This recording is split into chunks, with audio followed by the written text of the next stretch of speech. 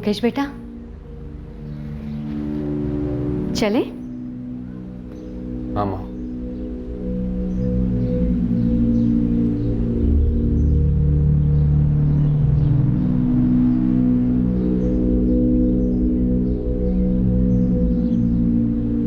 झूठों का कोहरा जितना भी घना हो, सच को लपेटे में नहीं ले सकता।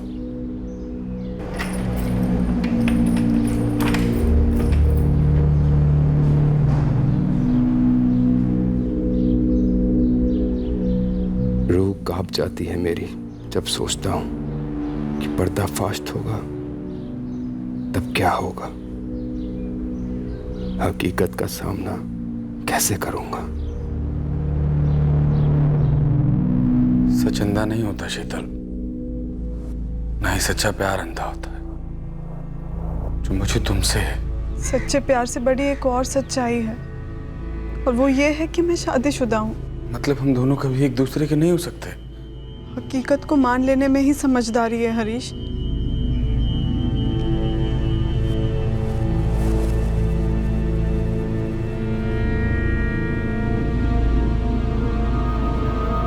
मैं हकीकत को बदलना चाहता हूं, लेकिन मेरे रास्ते में एक कांटा है। वो आदमी।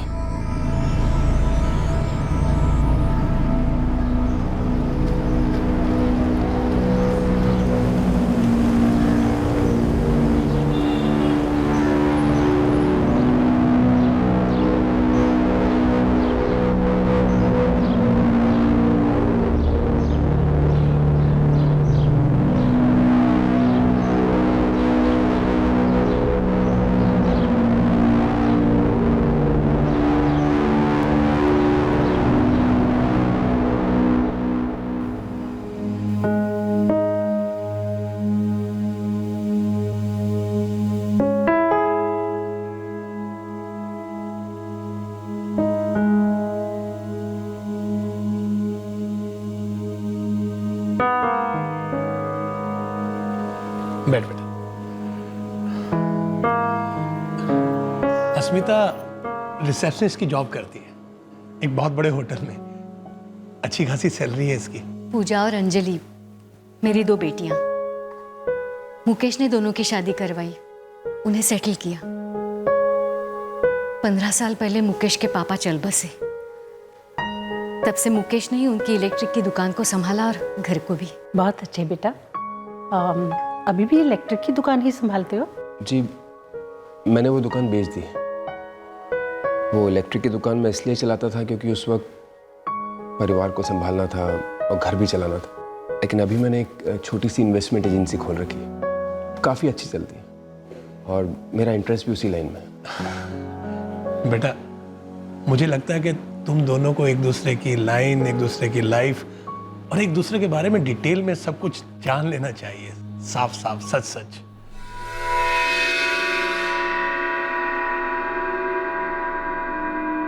सच मैला हो तो कोई उसे साफ साफ कैसे बोले? ना बोलूं तो क्या होगा, और मैला हो जाएगा। क्या करूं, बोलूं या ना बोलूं?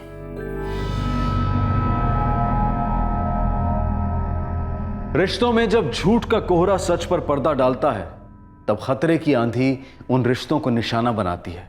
बड़ी बेरहम होती है ये आंधी, जो झूठ के कोहरे को चीरती जरूर है, लेकिन साथ ही साथ मासूम जिंदगियों को भी तबाह करती है। जब आंधी निकल जाती है, कोहरा हट जाता है, तब पुराना सच मायने नहीं रखता। एक नया सच लिखा जाता है, बेगुनाहों के खून से।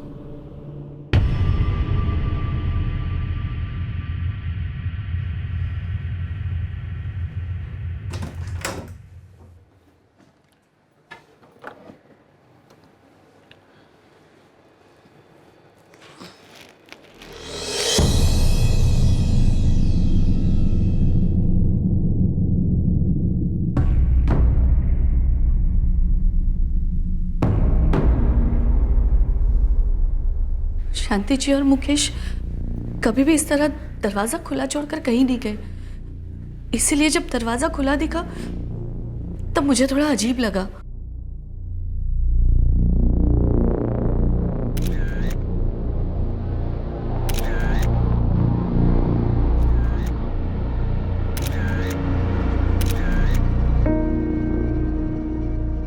रंगे हाथों पकड़े जाने का डर था हत्यारे को? सर हत्यारे ने हाथों के साथ साथ हथियार भी धोने की कोशिश की है, पर कुछ धब्बे रह गए। टेंशन इतनी बढ़ गई थी सर कि मुझसे रहा नहीं गया। सोचा कि अंदर जाकर खुद ही देख लूं कि माजरा क्या है, दरवाजा खुला क्यों छोड़ा है।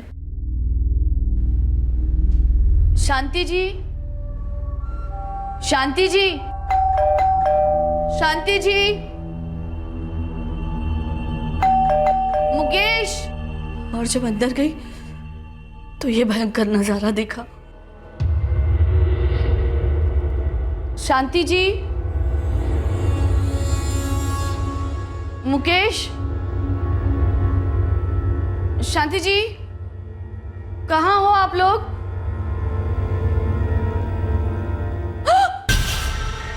पहले तो मुंह से एक शब्द भी नहीं निकला और जब चीख निकली तो रुकी ही नहीं। यहाँ सब लोग इकट्ठा हो गए और शायद इनमें से ही किसी ने आप लोगों को फोन किया। भगवान किसी दुश्मन को भी ऐसा नजारा ना दिखाए। शांति जी की 2 बेटियां हैं, पूजा और अंजलि, दोनों को खबर कर दी है। तो यहाँ सिर्फ शांति जी और उनका बेटा मुकेश ही साथ में रहते थे? पिछले 1 साल से दोनों ही रहते थे, लेकिन उसके पहले 2 साल तीनों रहते थे और उससे पहले दोनों अकेले ही रहते थे। मतलब मैं समझा नहीं, आप क्या बोल रही हैं? मतलब 3 साल पहले मुकेश की शादी हुई थी, 2 साल तक उसकी बीवी थी साथ में, फिर पिछले साल उसकी मौत हो गई, मर गई वो।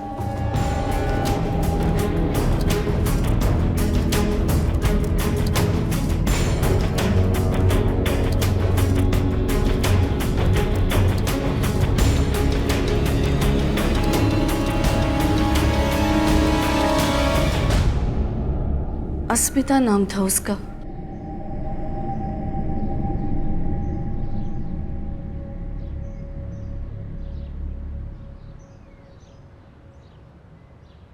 ये लीजिए चाय।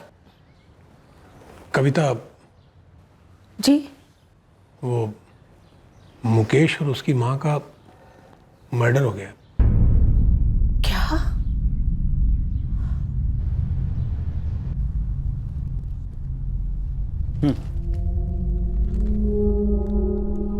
किलर शायद विक्टिम्स का कोई जान पहचान वाला था। हाँ सर, घर में जबरदस्ती घुसने कोई निशान नहीं है।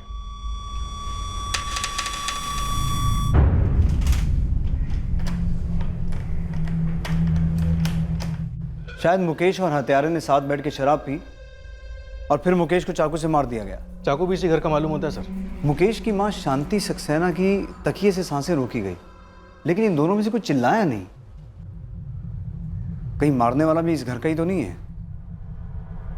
अंजलि और पूजा, इस घर की बेटियों को बुलाओ, शायद कोई काम की बात बताएं। सर।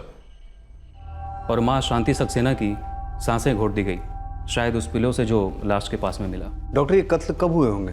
यही कोई लाशें मिलने से 12 घंटे पहले या उससे भी थोड़ा कम। मतलब कल रात को 16 सितंबर। और इस किचन नाइफ पर जो खून के धब्बे मिले थे वो मुकेश सक्सेना के ही हैं और मुकेश के ब्लड में अल्कोहल के ट्रेसेस भी मिले। सर, मुकेश के दोनों बहनें अंजलि और पूजा आ गई। अकेली आई हैं? नहीं सर, अपने हस्बैंड्स के साथ आई हैं।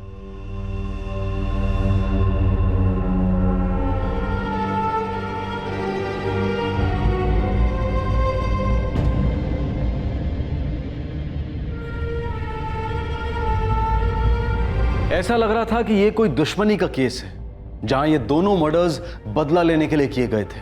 लेकिन क्या यही हकीकत थी या ये उस कोहरे की कोई चाल थी जो इस केस की सच्चाई को बड़ी चालाकी से छुपा रहा था? मैं छोड़ूंगा नहीं तुम लोगों को। अपनी बेटी की मौत का बदला लेकर रहूंगा। बहुत भारी पड़ेगा, बहुत भारी पड़ेगा तुम लोगों पर।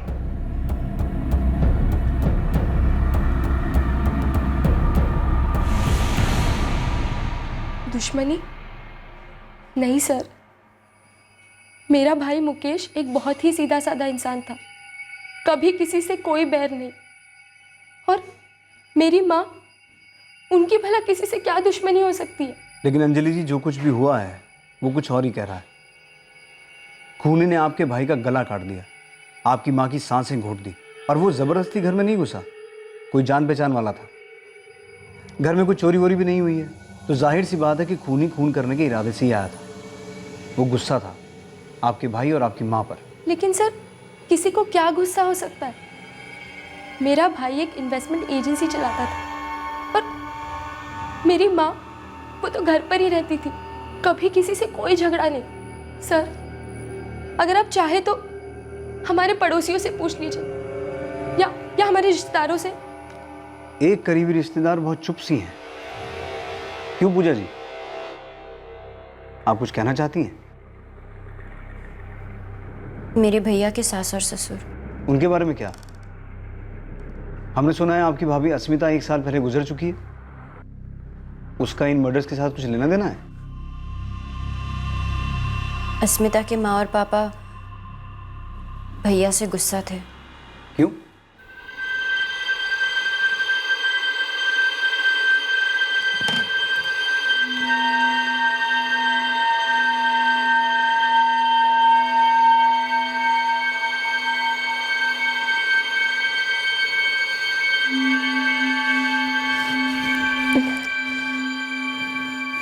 अस्मिता, क्या हुआ?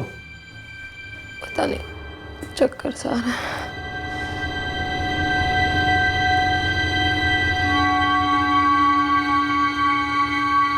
लगता है हम सबके लिए कोई खुशखबरी है।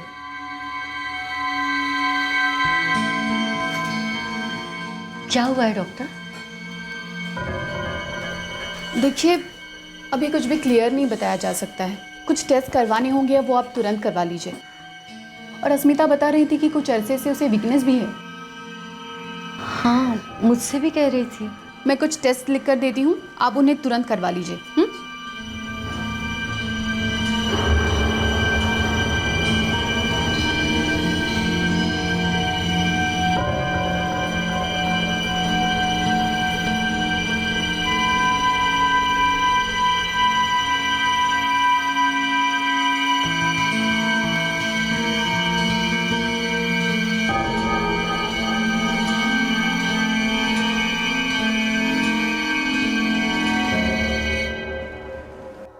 ब्लड टेस्ट के बाद पता चला कि अस्मिता भाभी HIV पॉजिटिव है। और उसके पिता ने आपके भाई को जिम्मेदार ठहराया?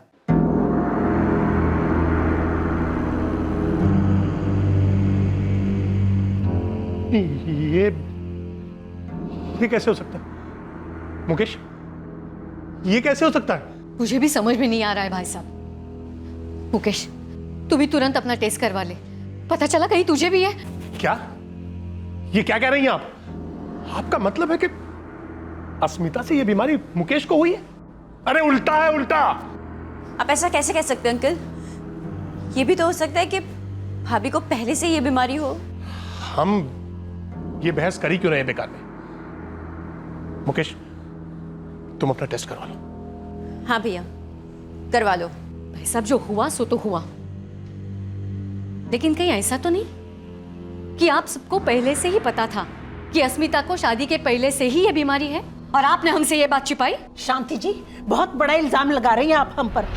एक तो हमारी बेटी की जिंदगी बर्बाद हो गई और ऊपर से आप उस पर, हम पर कालिख पोत रही हैं। यही सवाल मैं आपसे करूं तो? क्या बकवास कर रही हैं आप? अरे बकवास तो आप कर रही हैं। एक तो चोर, ऊपर से चतुर।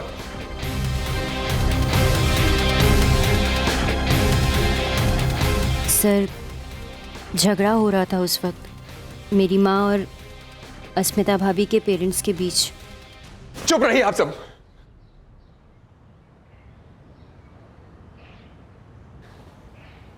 अस्मिता को यह बीमारी मुझसे हुई है।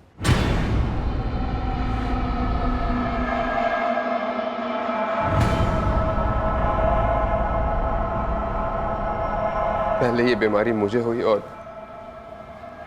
फिर मुझसे अस्मिता को।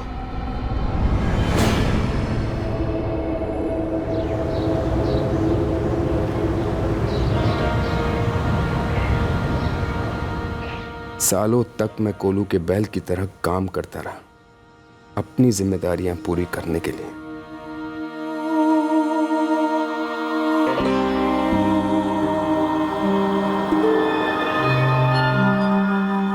पूजा और अंजलि को पढ़ाना, लिखाना, घर चलाना, उनकी शादी के लिए पैसे जमा करना, इस सब के बीच मेरी अपनी जिंदगी भी थी, मेरी अपनी जरूरतें भी थी। ज्यादातर शराब से जवानी की प्यास बुझाता, पर एक वक्त आया जब शराब फीकी पड़ गई और जवानी कुरेदने लगी।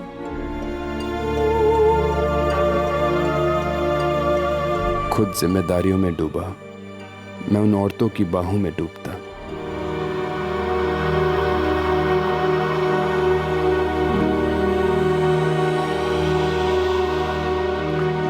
यार इस डॉक्टर कह रहा था कि मैं पूरी तरह ठीक हो जाऊंगा, बस दवाइयाँ लेनी होंगी टाइम टू टाइम। यार फिर भी ये HIV तो HIV होता है। दुख लगता है यार सुनकर बहुत। तू पागल हो गया क्या बे? कैसी नेगेटिव बातें कर रहा है? जब डॉक्टर ने कह दिया कि ठीक हो जाएगा, इसका मतलब ठीक हो जाएगा। मुकेश, तू टेंशन ना ले। ये ले सब ठीक हो जाएगा। ले। टेंशन कैसे ना लेता मैं? इलाज का खर्च कमर तोड़ने वाला खर्च था, बदनामी और मौत का डर वो अलग। देख बेटा, तू इतने सालों से इलेक्ट्रिक की दुकान संभाल रहा है, तुझे अगर लगता है कि उसे बेच देना चाहिए तो बेच दे। मैं मानता हूँ माँ कि पापा ने कड़ी मेहनत करके इस इलेक्ट्रिक की दुकान को खड़ा किया था, पर अब समय बदल गया है माँ। मैं इस इलेक्ट्रिक की दुकान को नहीं चलाना चाहता, मैं कुछ और करना चाहता हूँ। हाँ बिल्कुल कर। तेरे पापा ने प्रॉपर्टी में भी कुछ इन्वेस्टमेंट्स किए हैं, वो भी तो सारा तुम्हारा ही है ना। इस घर के लिए तुमने बहुत कुछ किया है, दोनों बहनों को भी सेटल करवाया। अब तू अपना सोच, सेटल हो जा। किस मुंह से माँ को बताता कि मैं दुकान बिजनेस चेंज करने के लिए नहीं बल्कि अपने इलाज के लिए बेच रहा हूं। झूठों का कारवां निकल पड़ा, कोहरा जमने लगा। मुकेश बेटा चले? हाँ माँ। माँ अब चाहती थी कि मैं शादी कर लूं, लेकिन मुझ में सच बोलने की हिम्मत ही नहीं थी।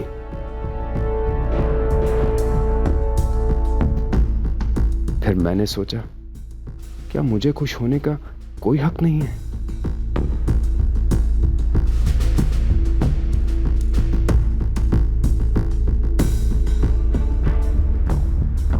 मुझे मालूम था कि ये रिश्ता जुड़ेगा ही नहीं अगर मैं अपनी बीमारी का खुलासा करूं। ऊपर से मैं अपनी माँ और बहनों को शर्मिंदा नहीं करना चाहता था, कितना नाम खराब होता।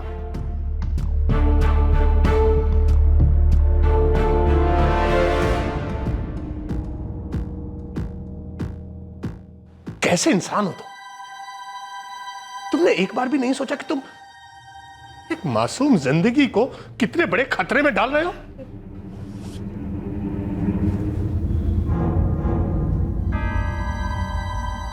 मैं, मेरी बहन अंजलि और हमारी माँ पूरी तरह शॉक में थे।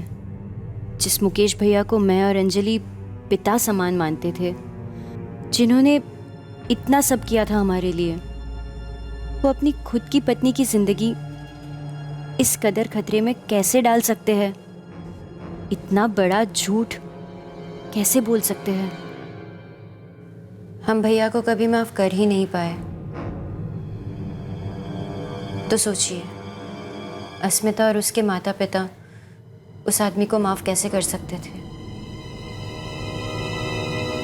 आपको लगता है ये मर्डर्स अस्मिता के माँ बाप ने किए हैं या करवाए हैं? बहुत ज़्यादा गुस्सा थे वो लोग हम सब पर। वो लोग ये बात मानने के लिए तैयार ही नहीं थे कि मुकेश भैया की बीमारी के बारे में हमें मालूम नहीं था।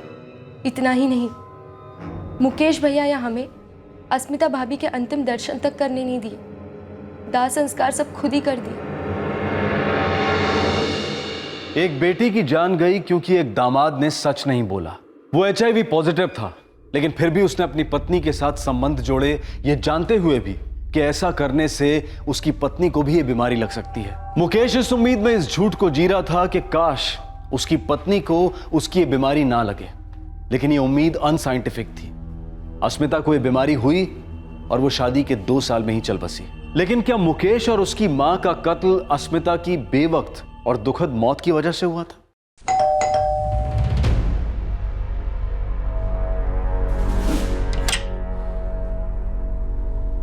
Delhi crime branch.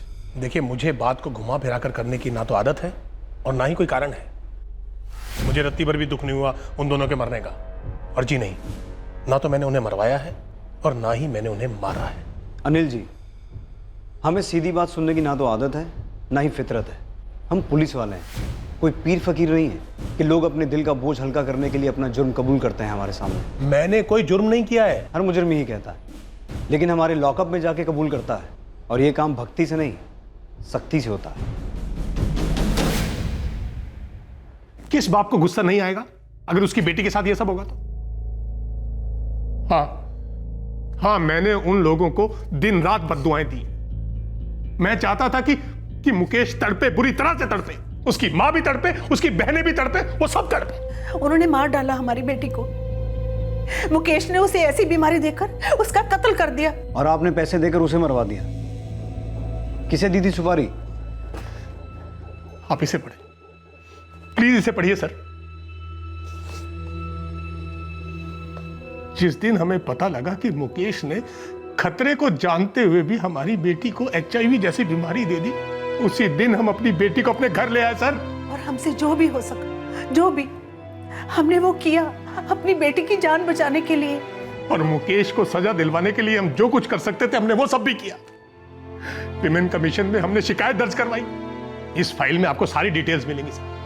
मैंने मुकेश की सारी रिपोर्ट्स इकट्ठा की, हॉस्पिटल के सारे बिल्स, मेरी बेटी की सारी रिपोर्ट्स और कमीशन की सुनवाइयां, सब कुछ इसमें है। हम चाहते थे कि अस्मिता के सामने ही मुकेश को सजा मिले, लेकिन अस्मिता पहले ही चल बसी। लेकिन मैं लड़ाई लड़ता रहा सर, क्योंकि मैं उसे सजा दिलवाना चाहता था। कुछ ही दिनों में कमीशन का फैसला आने वाला है सर, और फैसला मुकेश के खिलाफ आने वाला है, क्योंकि उसने मेरी बेटी के साथ धोखा किया था, जानलेवा चीटिंग की थी उसके साथ। मैं उसे सख्त से सख्त सजा दिलवाना चाहता था। हम चाहते थे कि उनकी भी बदनामी हो और उन्हें ऐसी सजा मिले कि दुनिया में मिसाल कायम हो जाए। तो आपने कमीशन के फैसले का इंतजार क्यों नहीं किया? कानून को अपने हाथ में लेने की क्या जरूरत थी? आप कैसी बात कर रहे हैं सर? भला हम उनके गंदे खून से अपने हाथ क्यों रंगेंगे? वो तो वैसे ही अपनी मौत मर रहा था। हम तो बस ये चाहते थे कि वो पहले शर्म से मरे।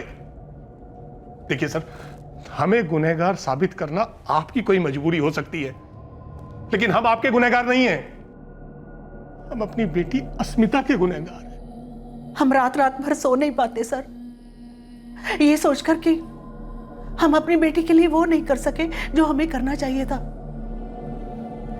हम उसकी जिंदगी कुछ साल और बढ़ा सकते थे।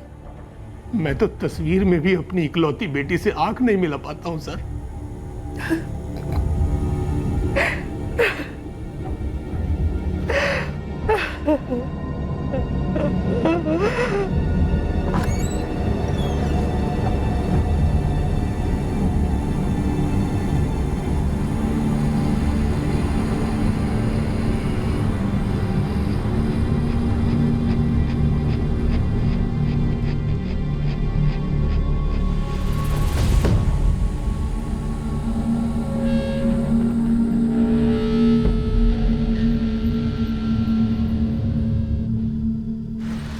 नहीं साहब, अस्मिता की फैमिली तो वॉशिंग पाउडर के एक इश्तिहार की तरह है। 9 दाग 9 धब्बा। लालचंद, यहाँ दाग धब्बे खून के हैं, एक नहीं 2 खून। ठीक है, समझ गया साहब। थोड़ी और झाग वाली धुलाई करता हूँ, शायद कुछ निकल आए।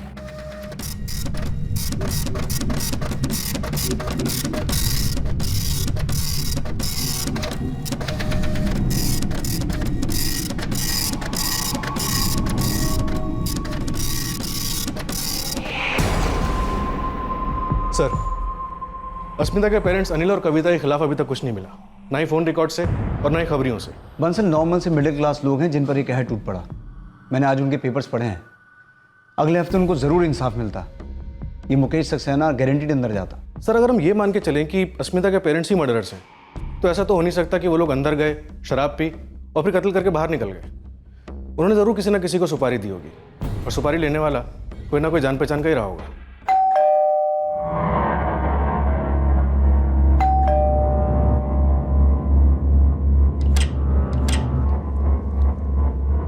अरे आओ अंदर आओ। बंसल, हो सकता है उन्होंने किसी जान पहचान वाले के भरोसेमंद कंधे पर से अपनी भड़ास की गोली चलाई, या बस ये कत्ल मुकेश और शांति सक्सेना के किसी पहचान वाले ने किया है और इसका अस्मिता के परिवार से दूर दूर तक कोई रिश्ता नहीं है। मतलब हो सकता है कि किसी को मुकेश और उसकी माँ पर उतना ही गुस्सा था जितना अस्मिता के पेरेंट्स को था। मुकेश पर हो सकता है, शांति जी तो शायद कोलैटरल डैमेज थी, वो क्राइम सीन पर थी इसलिए मारी गई। सर, मैंने मुकेश के कॉल रिकॉर्ड स्कैन किए, ये जानने के लिए कि कोई ऐसा रेगुलर नंबर है जिसने शाम उसको फ़ोन किया था। मतलब कोई दोस्त जिसके साथ मुकेश शराब पीता था और फिर उसी दोस्त ने मार दिया? हाँ सर, कोई रेगुलर कॉन्टैक्ट मिला कोई? एक हरीश जायसवाल है, उसकी बात हुई थी मुकेश से। कौन है ये हरीश जायसवाल? सर, फिलहाल हरीश का फ़ोन स्विच ऑफ जा रहा है। कोई एड्रेस? सेक्टर 6 जूना नगर। लगता है इस केस का कोहरा थोड़ा हट रहा है।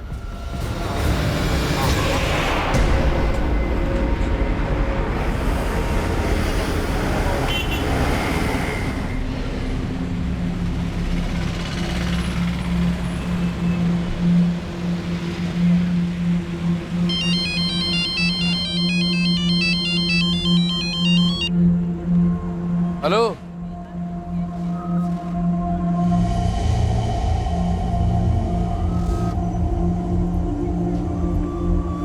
क्या भाई हरीश, कहाँ है गाड़ी? यार 1-1.5 घंटा तो कम से कम पहुंचते पहुंचते लग ही जाएगा। वो घर से निकले ही लेट हैं।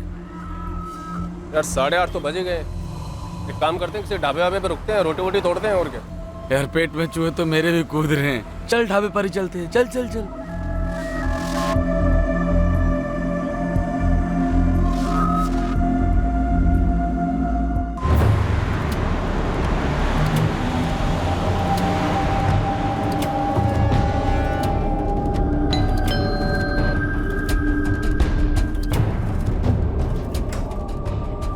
जी क्राइम ब्रांच। हरीश जायसवाल कहाँ है? जी वो तो 1 हफ्ते पहले मकान खाली कर गया। मैं तो फ्लैट साफ करवा रहा था। और मैं कपिल कुमार ओझे, इस फ्लैट का ऑनर। हरीश जायसवाल कहाँ मिलेगा इस वक्त? वो तो पता नहीं सर जी, बता के नहीं गया। उसके साथ कोई एग्रीमेंट तो किया होगा? कागज हैं? वो तो मेरे घर पे होंगे सर जी। पंजाब से है। इस एग्रीमेंट में भी वही नंबर है जो हमारे पास है। अब तक तो बदल दिया होगा। सर, पिछले हफ्ते तक हरीश यही नंबर यूज़ कर रहा था, लेकिन जिस रात शांति जी और मुकेश का कत्ल हुआ उस रात से उसका ये फ़ोन स्विच ऑफ है। 16 सितंबर। मर्डर की रात से फोन स्विच ऑफ। बंसल, कहीं ये हत्यारा हरीश जायसवाल तो नहीं है? हो सकता है सर, लेकिन वो ये डबल मर्डर क्यों करेगा?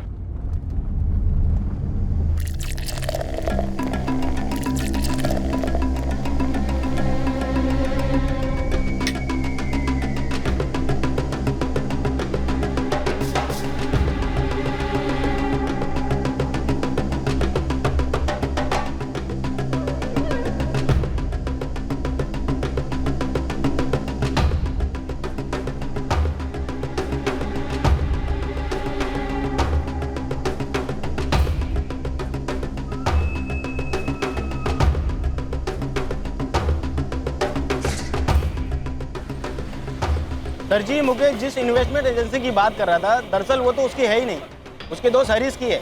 और ये मुकेश कुछ काम नहीं करता था हरीश की एजेंसी पे, सिर्फ वहाँ बैठा रहता था। इस हरीश पे कोई टिप? ये हरीश जायसवाल रिकवरी एजेंट है सर जी, प्राइवेट साहूकारों का काम करता है।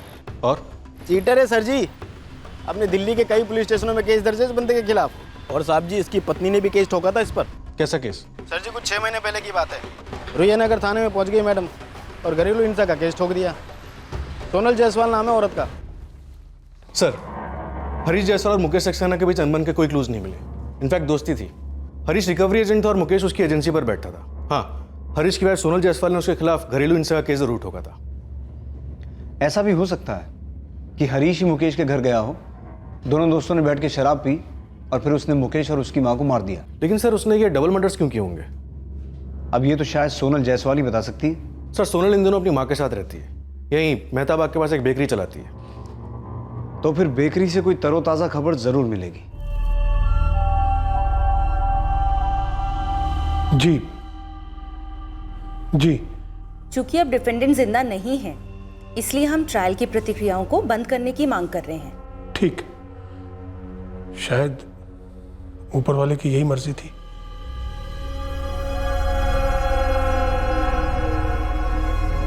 कविता, मैं उसे सजा दिलवाना चाहता था।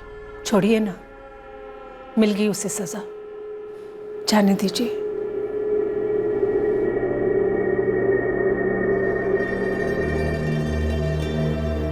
सच कहूं अंजलि, मैं कभी मुकेश भैया को माफ़ी नहीं कर पाई। अब जो होना था वो तो हो गया पूजा। मुकेश भैया तो अब नहीं रहे। दुख तो सिर्फ इस बात का है कि ये सब में माँ का क्या दोष था, उन्हें क्यों मार डाला। सर, मैंने मुकेश की दोनों बहनें अंजलि और पूजा के फ़ोन रिकॉर्ड चेक किए, पर हरीश जायसवाल से जुड़ने वाली कोई बात नहीं दिखाई दी। मुझे लगता है ये खेल बड़ी चालाकी से खेला गया है, या हो सकता है ये अस्मिता वाला एंगल हमें कंफ्यूज करने के लिए खड़ा किया गया है और कत्ल के पीछे वजह कोई और ही है। सर, मुकेश वैसे भी अपने दिन गिन रहा था। हाँ, और कोई ऐसे आदमी को और उसकी माँ को क्यों मारेगा? Please try again later.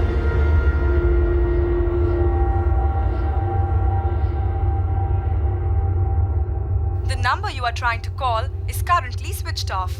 Please try again later.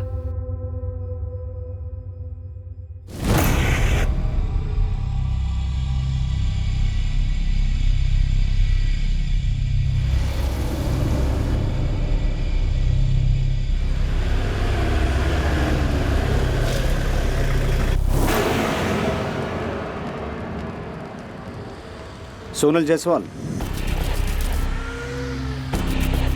मेरा नाम सोनल जायसवाल था, अब मैं सोनल मिस्त्री हूँ। सोनल मिस्त्री, हम क्राइम ब्रांच से हैं और ये जानना चाहते हैं कि तुम सोनल जायसवाल से सोनल मिस्त्री क्यों बन गई? जी, ये मेरा निजी मामला है। सोनल, तुमसे जो पूछा जा रहा है उसका जवाब दो। तुम्हारी जिंदगी से जुड़ा जायसवाल इस वक्त कहाँ है? हरीश जायसवाल को ढूंढ रहे हैं हम। हरीश को मैं 1 साल पहले ही छोड़ चुकी हूँ। मेरे लिए वो मर चुका है, समझिए। सोनल, हरीश शायद 2 लोगों को मार चुका है और हम ये जानना चाहते हैं कि उसने ये डबल मर्डर क्यों किया है। मैं इस बारे में कुछ नहीं जानती, लेकिन मुझे ताज्जुब नहीं होगा अगर उसने ये हरकत की होगी तो। वो एक फ्रॉड और बहुत ही घटिया आदमी है। वो तो मेरी बदकिस्मती थी कि मैं उसे पहचान नहीं पाई। बेवकूफ़ों की तरह प्यार कर बैठी उससे। मम्मी पापा बिल्कुल नहीं मान रहे हैं हरीश। तो छोड़ दोगी मुझे? नहीं, तुम्हें छोड़ नहीं पाऊंगी मैं, लेकिन अगर शादी की तो मम्मी पापा सारे रिश्ते तोड़ देंगे मुझसे, और फैमिली के साथ के बगैर तुम्हारे साथ मैं कभी खुश नहीं रह पाऊंगी। मेरे पास फैमिली नहीं है। मैंने अपनी मेहनत से अपनी जिंदगी बनाई है और शायद तुम्हारे मम्मी पापा की हैसियत के बराबर भी नहीं है कि सिर्फ इसकी वजह से मुझे खुश रहने का हक नहीं है। ऐसा मत कहो हरीश। तो फिर तुम फैसला कर लो सोनल, यानी हम अपनी जिंदगी जिएंगे या फिर किसी और के हाथों की कठपुतली बनेंगे, उनके अहंकार के सामने अपने प्यार का गला काटेंगे। उसकी चिकनी जुबान के आगे फिसल गई थी मैं सर, लेकिन उसकी असलियत जानने में मुझे ज़्यादा देर नहीं लगी। 1 नंबर का झूठा और वैशी इंसान है वो। उसके खिलाफ डोमेस्टिक वायलेंस का केस दर्ज किया है मैंने, लेकिन वहाँ पर सिर्फ मेरा ही केस नहीं था, ऐसे बहुत सारे फ्रॉड के केसेस थे उसके खिलाफ। किस तरह का फ्रॉड? लोगों के लिए लोन अरेंज किया करता था वो, और फिर धोखे से उनके पैसे हड़प लिया करता था। सोनल, तुम मुकेश सक्सेना को जानती थी? जी नहीं, पहली बार नाम सुन रही हूँ। मुकेश हरीश का दोस्त था और हमें ये शक है कि हरीश ने मुकेश का कत्ल किया है और उसकी माँ का भी। उम्मीद करती हूँ कि हरीश जल्द ही पकड़ा जाए। उसका और कोई दोस्त या रिश्तेदार? मुझे हरीश के बारे में कुछ नहीं मालूम। हरीश जायसवाल का पंजाब का एड्रेस है हमारे पास, और कुछ नहीं। और वो भी शायद उसकी तरह झूठा ही होगा। फिर भी एक टीम भेज दो पंजाब, शायद कोई इन्फॉर्मेशन मिले। सर, ये दोनों दोस्त हरीश और मुकेश, इनके अतीत में एक चीज़ तो कॉमन है। Yes sir, cheating. हरीश ने चीटिंग करके सोनल से शादी की और मुकेश ने चीटिंग करके अस्मिता से शादी की। बंसल, अंग्रेजी में कहावत है, birds of the same feather flock together. दोनों एक ही थाली के चट्टे बट्टे। हरीश जायसवाल, सॉरी सर, मैंने तो इसके बारे में कभी नहीं सुना। पूजा जी, इस आदमी पर हमारा शक तगड़ा है।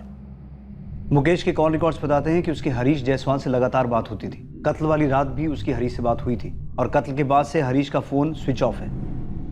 उसने अपना किराए वाला मकान भी खाली कर दिया है। सच कहूँ तो सर, हम कभी अपने भैया को जान ही नहीं पाए। पापा के गुजर जाने के बाद हमारी देखभाल, दुकान और घर संभालने में ही भैया लगे रहे। उनके कौन दोस्त थे, घर के बाहर उनकी क्या ज़िंदगी थी, ना उन्होंने कभी हमें बताया और ना कभी हमने पूछा। वो तो जब हमें उनकी उस बीमारी के बारे में पता चला तब हमें मालूम पड़ा कि वो बुरी संगत में थे। नहीं सर, मैंने इस आदमी को शांति जी के घर आते जाते नहीं देखा। कभी भी नहीं देखा? नहीं सर, मेरा शांति जी के घर आना जाना सिर्फ तब तक था जब तक अस्मिता जिंदा थी। उसकी मौत के बाद ये दोनों माँ बेटे एकदम कटे कटे से रहने लगे थे।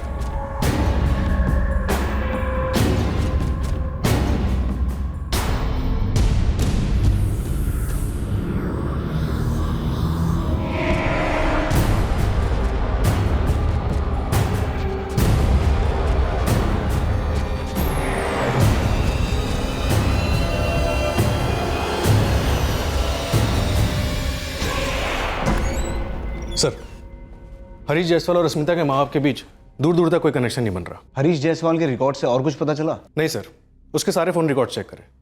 उसके सारे फ़ोन कॉल्स किसी ना किसी काम से रिलेटेड थे। किसी को लोन देना था, किसी को लोन लेना था। और जो टीम पंजाब गई थी उसके एड्रेस पे, उसका क्या हुआ? सर, वहाँ उसके पेरेंट्स रहते, लेकिन टीम को उनसे भी कुछ खास नहीं मिला। साहब, हरीश तो कई साल पहले घर छोड़ के चला गया।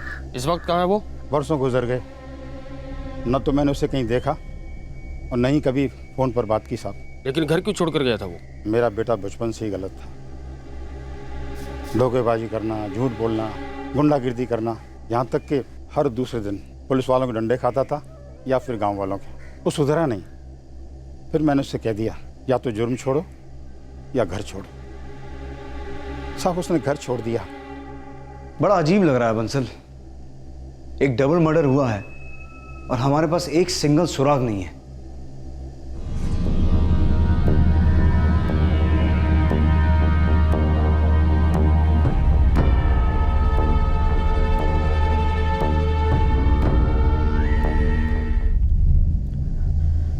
हरीश, 4 दिन हो गए अजय घर नहीं लौटे हैं और उनका फोन भी बंद आ रहा है।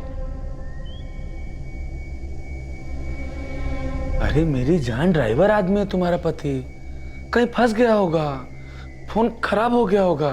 लेकिन पहले ऐसे कभी नहीं हुआ। हर चीज कभी ना कभी फर्स्ट टाइम होती है ना, इस बार फर्स्ट टाइम है। मैं पुलिस के पास जाऊं क्या? पागल जैसी बात न करो शीतल, थोड़ा टाइम दो बंदे को, लौटेगा या कॉल करेगा। और देखो, जल्दबाजी में पुलिस के चक्कर में पड़ने की जरूरत नहीं है, पुलिस से दूरी अच्छी है।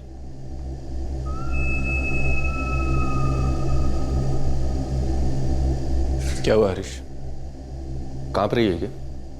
हाँ, वो तो होना ही था।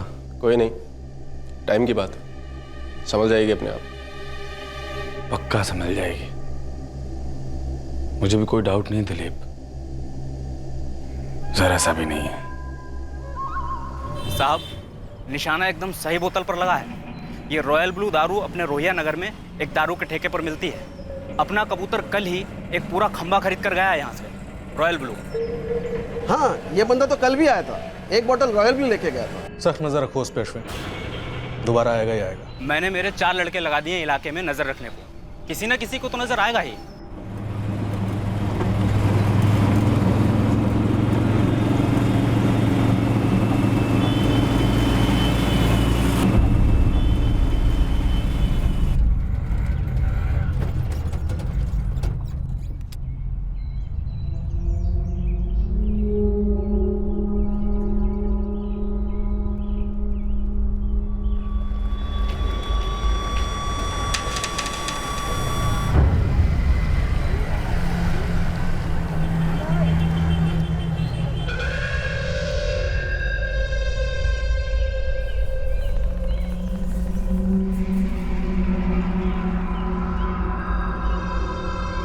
कहाँ है कबूतर? मेरी नाक के नीचे ही है। पीछा कर रहा हूँ, नजर से उड़ना नहीं चाहिए श्याम। सर, कबूतर स्पॉट हो गया। अब कस्टडी में थोड़ी गुटरगुम करते हैं।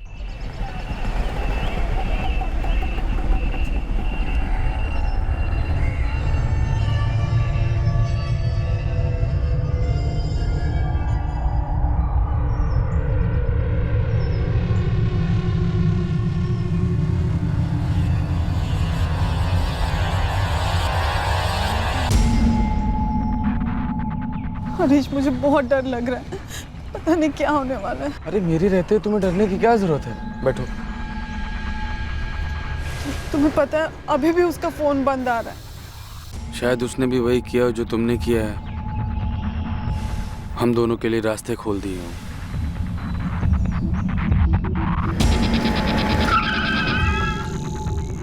अंदर बैठा है, किसी भाभी के साथ गुटरगू चल रही है सर। देखो शीतल, तुम्हें, उसे और मुझे खुश हो जाना चाहिए कि आज के बाद तुम अजय को दोबारा नहीं देखोगी। तुमने ऐसे क्यों कहा कि मैं अजय को दोबारा नहीं देखूंगी? अरे क्योंकि इतने दिनों से उसने तुम्हें फोन नहीं किया है। क्या पता वो भी किसी के साथ भाग गया हो। वक्त आ गया है शीतल कि तुम भी अपनी जिंदगी का गियर बदल डालो, यू टर्न ले लो, कोई नया रास्ता पकड़ो। देखो शीतल, जब कोई चीज पहुंच के बाहर चली जाए तो वक्त रहते उसे छोड़ देने में ही समझदारी है। ना हरीश जायसवाल, हम पुलिस वाले कभी समझदारी से काम लेते ही नहीं, हमें आता ही नहीं। पता है क्यों? क्योंकि हमारी पहुंच के बाहर रहने वाला क्रिमिनल कभी पैदा ही नहीं होने वाला। मुकेश सक्सेना मेरा दोस्त था और मैं जानता हूं कि उसको और उसकी मां को किसी ने मार डाला, लेकिन आप लोग मुझ पे क्यों शक कर रहे हैं? क्योंकि तुम्हारी और मुकेश की एक कॉमन गर्लफ्रेंड हमारी गवाह बन गई। क्या? कौन? रॉयल ब्लू नाम है बंदी का। ये हरीश जायसवाल, तुम्हारी खास दोस्त। ये उस रात क्राइम सीन पर मौजूद थी, इसने हमसे कहा कि आप हरीश जायसवाल को उठवा लीजिए। उस रात हम तीनों साथ ही थे, मैं, मुकेश, हरीश। बड़ी रंगीन महफिल जमी हुई थी, पर तुम्हारी एक खास दोस्त ये नहीं बता पाई कि तुमने मुकेश का कत्ल क्यों किया। ये तो मैं भी नहीं बता पाऊंगा, क्योंकि जो हुआ ही नहीं वो मैं कैसे बता सकता हूं। मुकेश का कत्ल हुआ है, ये सच है। मुकेश का कत्ल मैंने किया है, ये झूठ है। दोस्त दोस्तों के गले नहीं काटा करते, ना ही दोस्त दोस्तों की माओ को मारते हैं। अब यहां से आगे बढ़ने के दो रास्ते हैं हमारे पास। एक बड़ा सीधा साधा है, सच वाला, उसमें तुम्हें तकलीफ कम होगी। दूसरा है चुप रहने वाला, उसमें तुम चुप रहोगे, हम तुमसे सच बुलवाएंगे। शायद तुम्हारी टांग वांग भी तोड़ दें। और हाँ, शीतल दुबे भी साथ वाले कमरे में ही है। अब या तो तुम बोलो या वो बोले। मेरे पति अजय दुबे, उनका एक दोस्त है दिलीप, हरीश दिलीप का दोस्त है।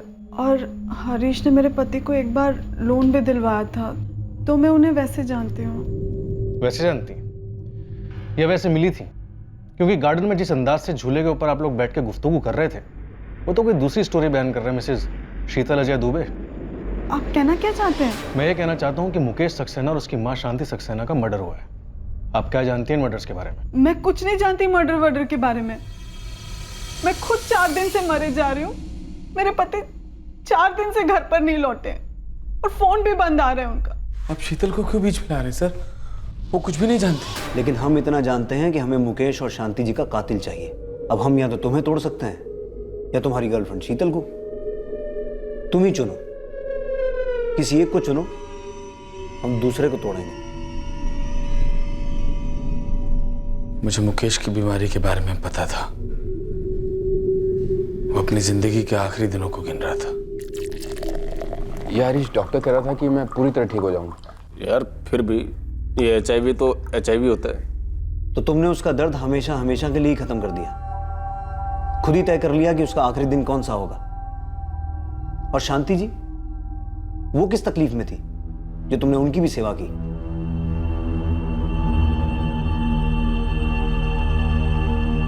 मैं जा रहा हूं यार। बीमारी मुझे निकल रही है। मुकेश, मैं समझता हूँ यार। मैं स्मिता को फंसाना नहीं चाहता था यार, उसे झूठ नहीं बोलना चाहता था। मैं नहीं चाहता था कि उसे भी यही बीमारी हो, लेकिन ये माँ है ना यार, जिद कर रही थी, शादी कर शादी कर शादी कर। छोड़ ना यार, जो बीत गया सो बीत गया, अब आगे की सोच। अब सोचने के लिए बाकी क्या रह गया?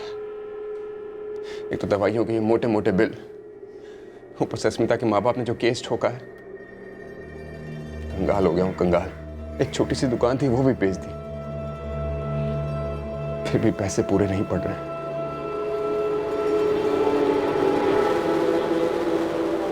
भाई कुछ इंतजाम हो सकता है क्या? कोई लोन वोन नहीं दिला दे यार।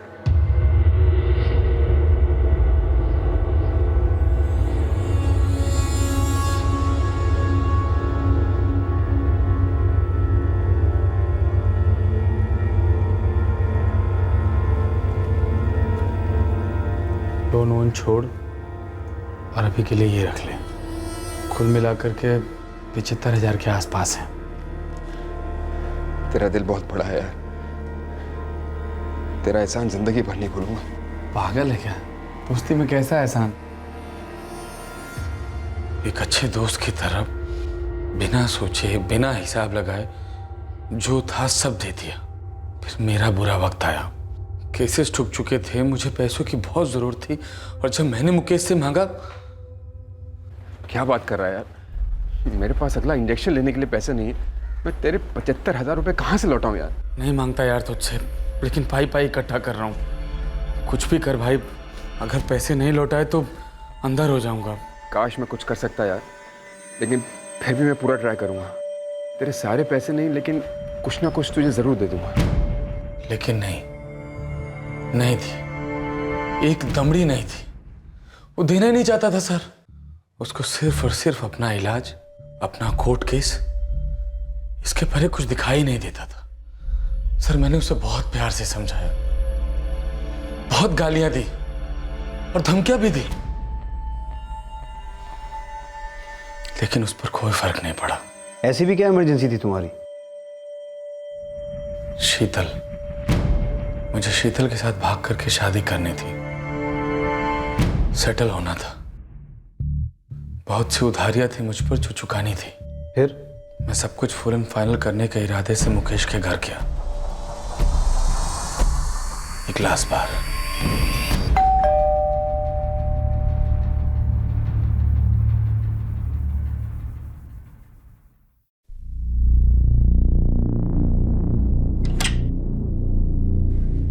अरे आओ अंदर आओ।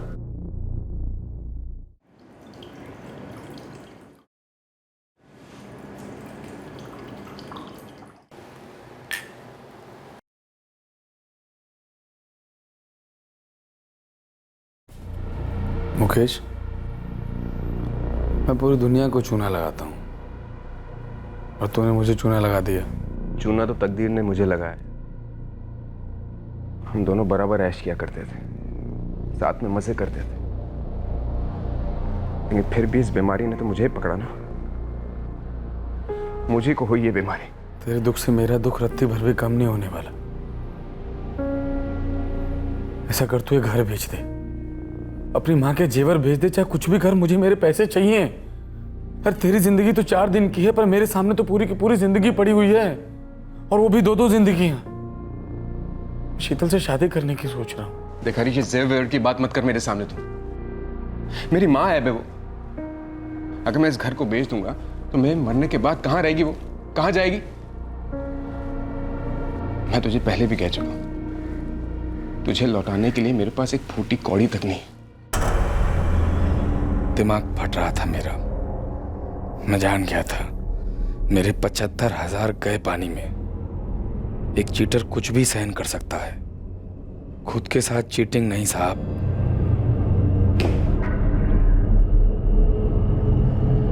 नशे ने गुस्से को और आग दे दी।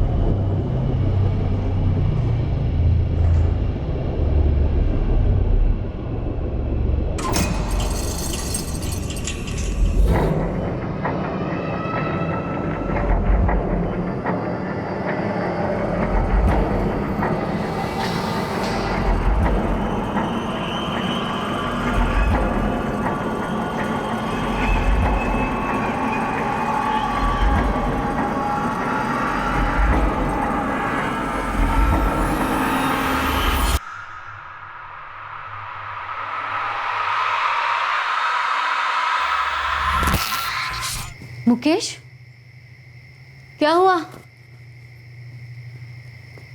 क्या हुआ मुकेश?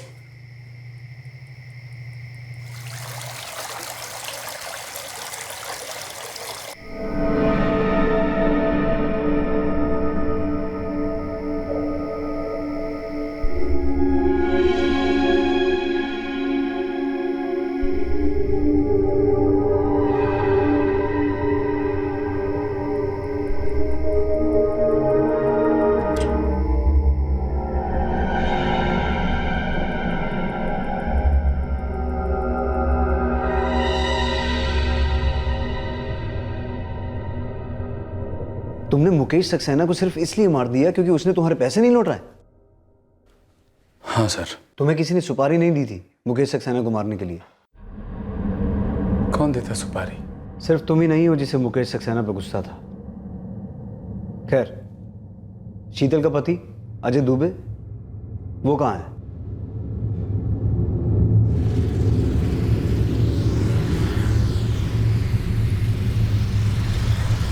क्या भाई हरीश, कहाँ है गाड़ी? यार 1-1.5 घंटा तो कम से कम पहुंचते पहुंचते लग ही जाएगा।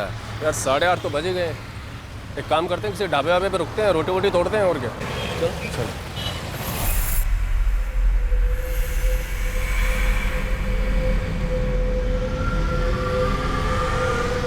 इसको यहीं कहीं फेंक देते हैं। जब तक लाश किसी को नजर आएगी तब तक सड़ गल गई होगी। हाँ? चल उठो। शीतल और मेरे बीच सब कुछ हो रहा था सर, बस अजय एक कांटा था जिसे वो छोड़ नहीं रही थी, तो मैंने निकाल दिया। तुमने एक आदमी को मार दिया क्योंकि वो वाकई में तुम्हारा उधार नहीं चुका पा रहा था। तुमने उसकी मां को सिर्फ इसलिए मारा क्योंकि वो तुम्हें पकड़वा सकती थी, और फिर तुमने एक मासूम को मार डाला क्योंकि उसकी पत्नी, जो कि तुम्हारी प्रेमिका है, अपने पति को छोड़ना नहीं चाहती थी। 3 मर्डर्स के बाद तुम्हें लगता है तुम सुकून भरी जिंदगी जी पाते? पकड़ा नहीं जाता तो जी लेता। शीतल को कभी पता ही नहीं चलता कि मैंने उसके पति को मारा है। मजे की जिंदगी होती है हमारी, जो कि अब नहीं हो पाएगी। तकदीर खराब है मेरी। बुरी नीयत वाले तकदीर से इतनी उम्मीद ही कैसे रख सकते हैं हरीश जायसवाल? तुम सिर्फ नीयत के नहीं, पूरे के पूरे बुरे हो। अब सिर्फ देखते जाओ तकदीर क्या फैसला सुनाती है, क्या सजा होती है तुम्हें।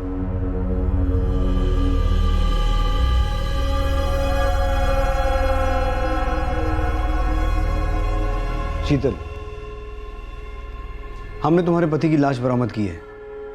बहुत बुरी हालत में है, तुम पहचान भी नहीं पाओगी। हरीश ने?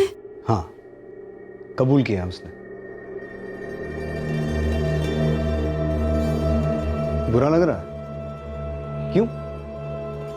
अजय को तुम्हारी बेवफाई के बारे में पता चलता तो उसके अंदर कुछ ना कुछ तो जरूर मरता।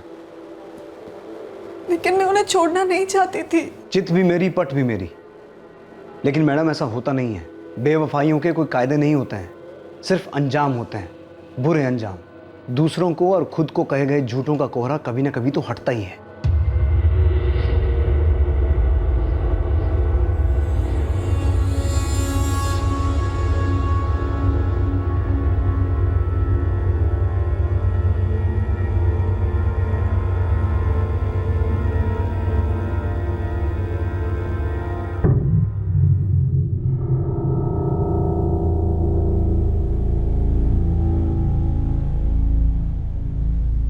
कविता, खूनी का पता लग गया। मुकेश का कोई दोस्त हरीश जायसवाल पैसे का लेन देन था।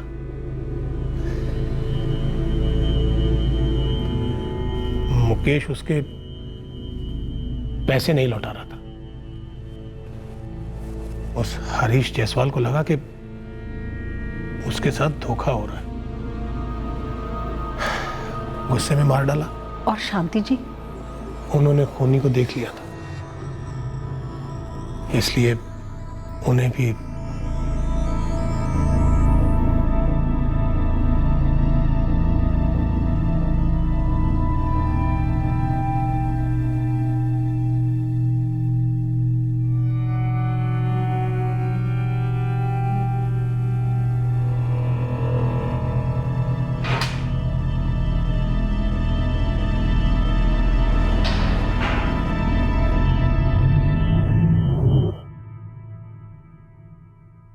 हर इंसान की जिंदगी में ऐसे मोड़ आते हैं जब जिंदगी की पटरी कोहरे से भरी एक अंधी गली की तरफ जाती है। कोई इस कोहरे में खुशी खुशी नहीं जाता, हर एक इस कोहरे में से बाहर निकलना चाहता है, लेकिन इस अंधी गली से निकलने के लिए कोहरे को हटाना पड़ता है, बढ़ाना नहीं। धुंध में चलाए गए हाथ पैर या फिर गोलियां अक्सर गलत निशाने पर ही लगती हैं, बेकसूर लोगों को चोट पहुंचाती हैं और उनकी जानें भी लेती हैं। वक्त पर इलाज के साथ मुकेश बेहतर जिंदगी बिता पाता। अस्मिता को इस तरह से बेवक्त तड़प तड़प कर मरने की नौबत नहीं आती, और ये हो ही नहीं सकता कि शीतल इस बात से अनजान थी कि हरीश के साथ अफेयर का मतलब है अपने पति अजय दुबे से धोखा। शायद वो अफेयर छुपा पाती, लेकिन हरीश का लालच इस समझौते को कभी कबूल ही नहीं कर पाता। ये शीतल का स्वार्थ था और मूर्खता भी कि उसने सोचा कि वो एक साथ दो नाव में सवार हो सकती है। हरीश जायसवाल को मुकेश सक्सेना और उसकी मां शांति सक्सेना के मर्डर के लिए आईपीसी की धारा 302 और सबूत मिटाने के लिए धारा 201 के तहत बुक किया गया है। साथ ही हरीश जायसवाल और दिलीप पर अजय दुबे के मर्डर के लिए आईपीसी की धारा 302, सबूत मिटाने के लिए धारा 201 और कॉमन इंटेंशन के लिए धारा 34 लगाई गई है। दिलीप ने क्राइम ब्रांच के सामने कबूल किया कि अजय के कत्ल से पहले वो इस बात को जानता था कि हरीश मुकेश और उसकी मां का कत्ल भी कर चुका है। उसने सोचा कि अगर हरीश एक डबल मर्डर करके बच सकता है तो फिर अजय का कत्ल भी कभी पकड़ में नहीं आएगा। ये सिर्फ दिलीप की गलतफहमी थी। क्राइम पेट्रोल्स के और भी दिलचस्प कहानी देखने के लिए हमारे चैनल को सब्सक्राइब करें और बेल आइकॉन दबाना न भूलें।